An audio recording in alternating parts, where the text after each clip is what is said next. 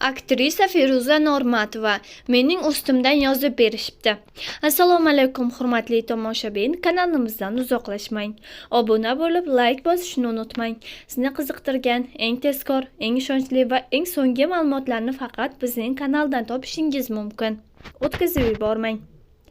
Aktrisa Feruza Normatova Instagramda tarqalgan yangi videoda o'ziga nisbatan yozilgan ariza va noto'g'ri ayblovlar haqida keskin munosabat bildirdi. Aktrisaning aytishicha, uning ustidan ma'muriy javobgarlik shaxs sifatida rasmiy xat yuborilgan. Ammo bu holatda mutlaqo aybsiz deb hisoblaydi. Videoda Feruza quyidagilarni bayon qiladi. Biz bir tog'ga chiqmaylik ekan, biz baxtli yashamaylik ekan, mening ham ustimdan yozib berishibdi.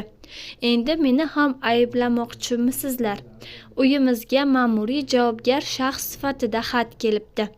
Agar men hech qayerga bormagan bo'lsam, hech kimga tushuntirish xati bermagan bo'lsam, qanday qilib meni aybdor qilishingiz mumkin? O'zi menmanmi o'zi sizlar ayblayotgan odam?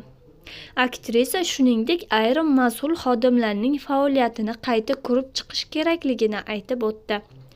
Ba'zi qonun xodimlarini ham tekshirish kerak. Ularning ustidan ham tekshiruv olishlari shart deb o'ylayman, dedi u.